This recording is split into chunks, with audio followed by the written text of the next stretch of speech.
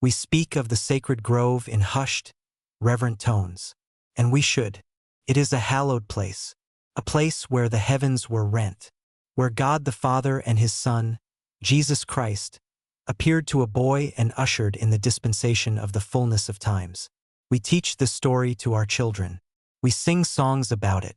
We picture the pillar of light, the transcendent peace, the divine love that radiated from those two glorified beings. And that picture is true. It is glorious. It is the foundation of everything we believe. But it's incomplete, because 90% of saints, when they tell the story, when they picture it in their minds, they skip the first act. They jump to the glorious conclusion without wading through the terrifying, soul-wrenching battle that preceded it. They see the light, but they don't comprehend the suffocating, absolute darkness that came first. A darkness so profound, so physically real, so utterly evil, that it almost snuffed out the restoration before it even began. The adversary knew what was about to happen. The intelligence of heaven and hell was focused on that small grove of trees in Palmyra, New York. Satan knew that if Joseph Smith's prayer was answered, his kingdom would begin to crumble. This wasn't just another prayer from another farm boy. This was the moment the tide of history was about to turn. And so he launched a preemptive strike, an attack so vicious, so personal, and so powerful that it nearly succeeded. What happened in those moments before the light appeared is not just a footnote to the story. It is a critical, prophetic pattern. It is a warning. It is a blueprint of how the enemy works against the elect, against you, and against me in our moments of greatest spiritual need. Today, the veil will be lifted on this event. We will go back to that grove, not just to see the light, but to stand with Joseph in the darkness, to understand the 5 specific attacks Satan launched against him, attacks that are still being used today. You must understand this, because the same forces that tried to destroy the prophet are trying to destroy you. Stay until the end, because the 5th and final tactic of the adversary in that grove is the one that will shock you the most. It reveals his ultimate, terrifying endgame. The first thing we must understand about this dark assault is that it was a calculated, strategic ambush. This was not a random act of evil. It was not a crime of opportunity. Satan didn't just happen to be passing through the grove and notice a boy praying. No, this was a planned operation. The prophet's own account in Joseph Smith, History, verse 14, is clear. He says, "I had previously designed to go to this place." He had made up his mind. The decision was firm. He chose the spot. He chose the time. And the enemy was listening. We often underestimate the intelligence network of the adversary. We think of him as a tempter, a whisperer of doubts. He is far more than that.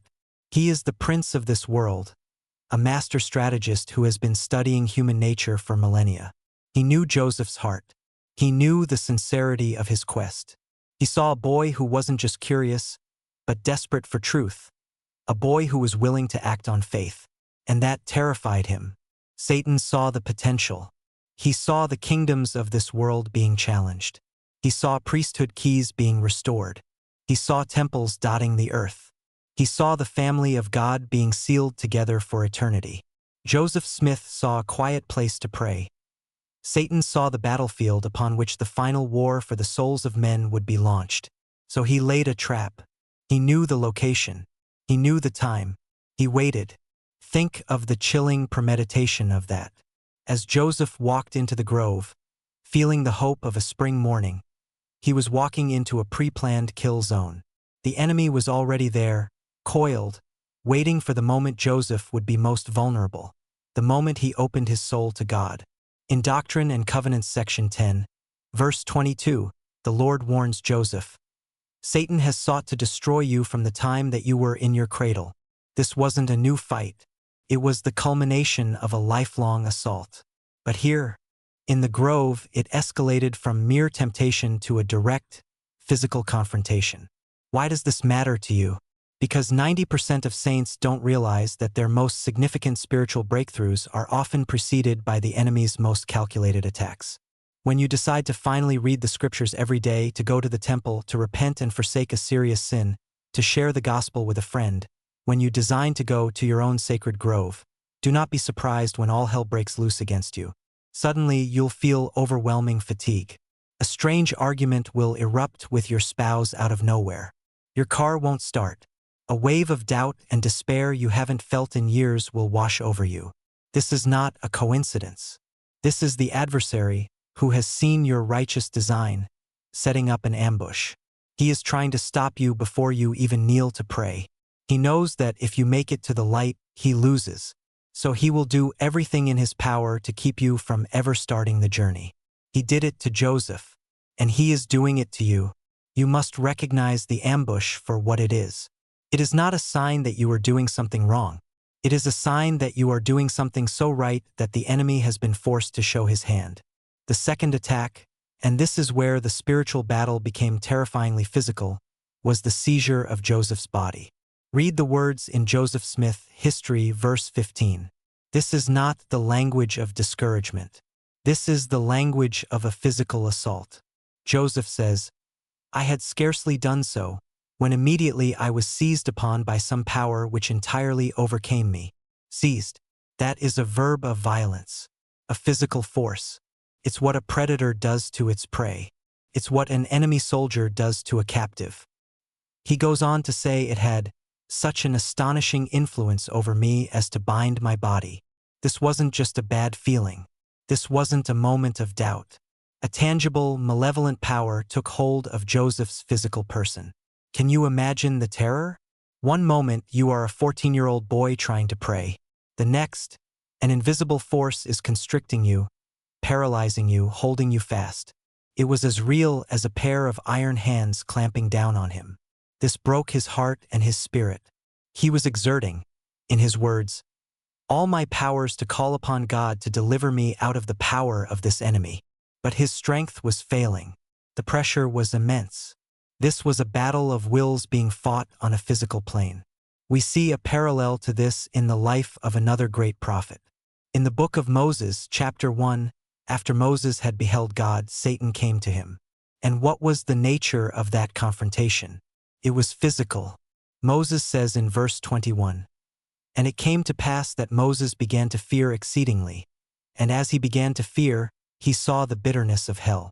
Then the Lord gives him strength, and Moses commands Satan to depart. But the enemy doesn't go quietly. Verse 22 says, Satan cried with a loud voice, and ranted upon the earth, and commanded, saying, I am the only begotten, worship me. This was not a polite debate. It was a raw, physical and spiritual power struggle. The same thing happened to Joseph. The adversary was not merely suggesting doubt. He was attempting to physically overpower the prophet, to break his body so he could break his will. Why is this so critical for us to understand? Because the adversary still uses physical means to stop our spiritual progress. He uses exhaustion. He uses illness. He uses the constant, draining stress of modern life. He uses addiction, which is literally a physical power binding the body and overriding our agency. How many times have you been too tired to pray? Too stressed to feel the Spirit? Too sick to go to the temple? We often dismiss these as just life, but sometimes they are more. Sometimes, when we are on the verge of a spiritual breakthrough, the enemy will double his efforts to attack our physical well-being. He knows that a tired, sick, or stressed-out body is a less effective vessel for the Spirit of God.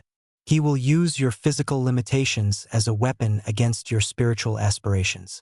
Joseph Smith saw this firsthand. He felt the binding power, and his response is the key for us. He didn't just give in. He says he exerted all my powers. He fought back. He didn't have the strength on his own, but he gave every ounce of strength he had, which was the catalyst for heaven to intervene. We too must fight. We must recognize when a physical drain is part of a spiritual ambush and exert all our power, however feeble it may seem, to call upon God. The third terrifying tactic used in this ambush was the binding of Joseph's tongue. This is one of the most specific and horrifying details in the entire account. After being seized by this dark power, Joseph describes the effect it had on him.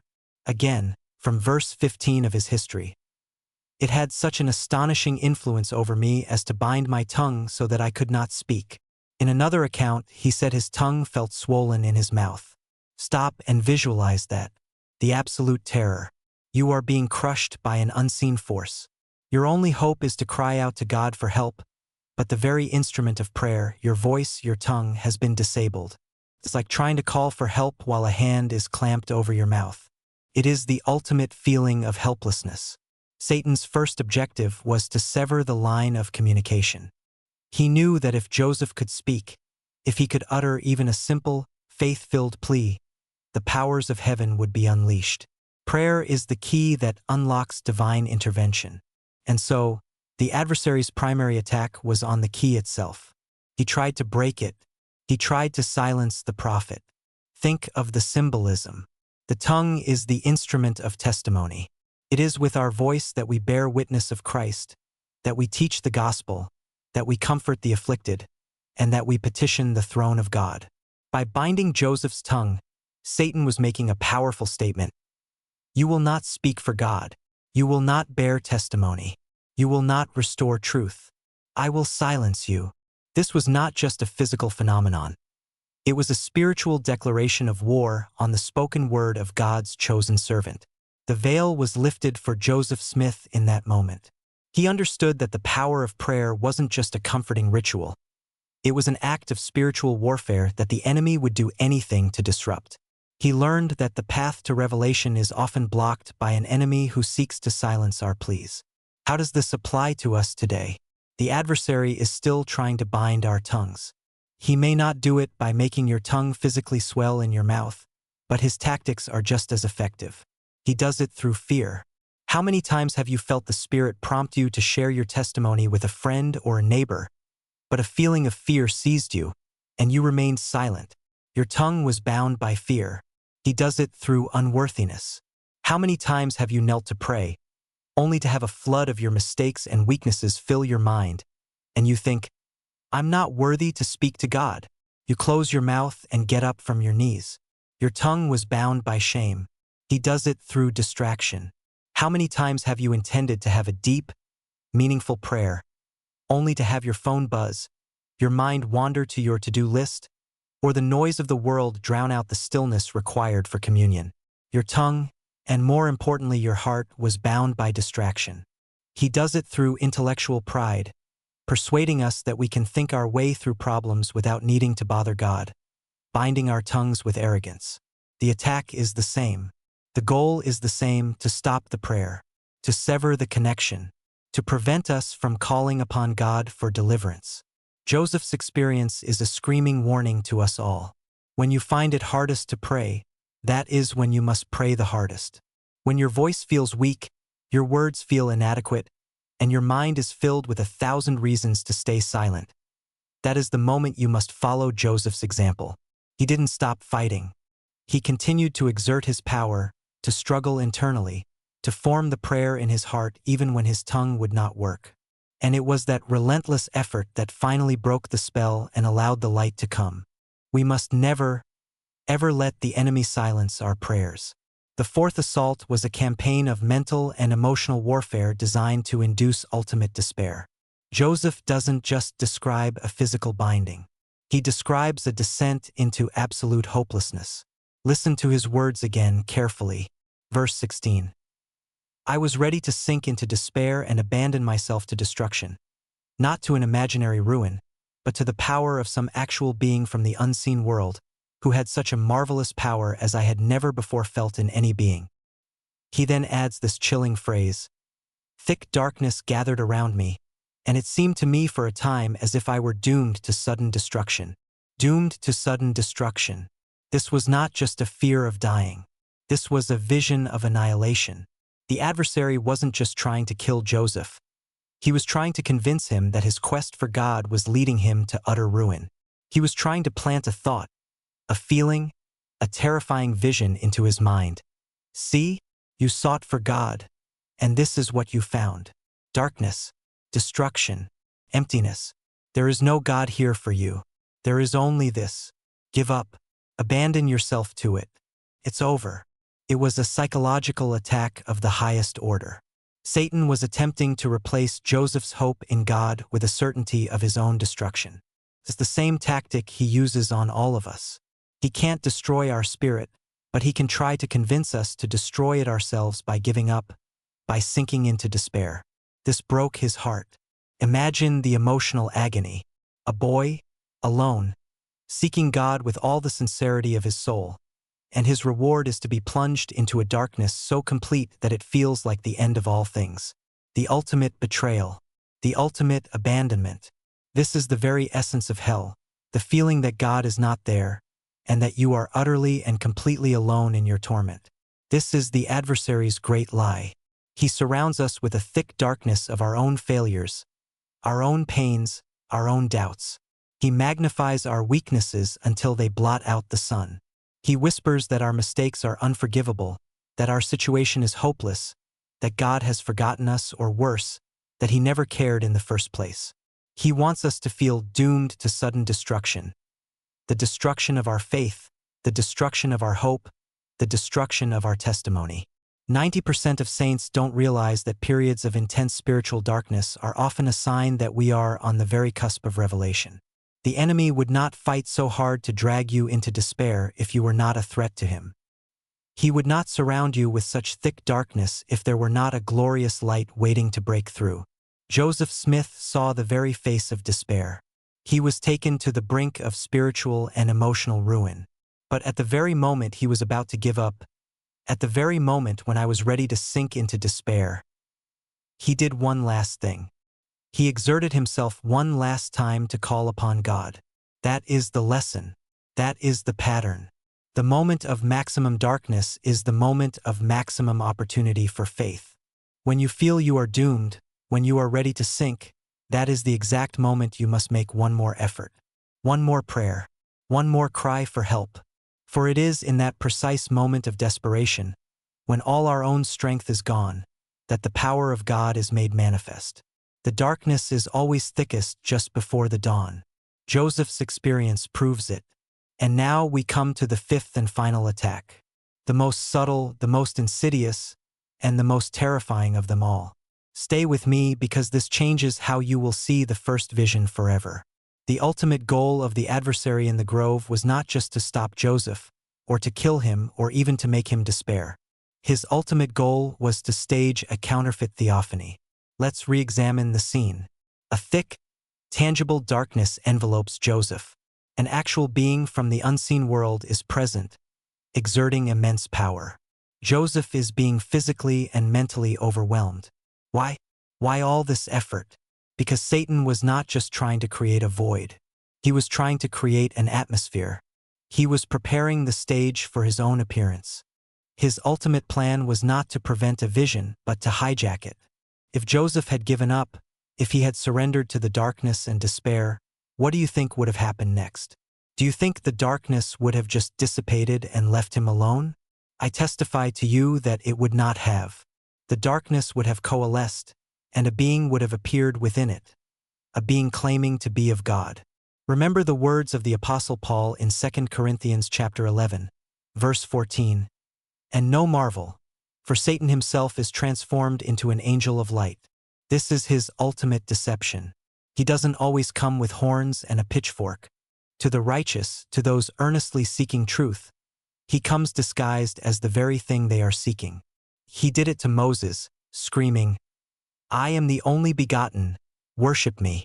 He attempted to do it to Jesus Christ in the wilderness, quoting scripture and offering him the kingdoms of the world. And he was preparing to do it to Joseph Smith. The thick darkness was the prelude.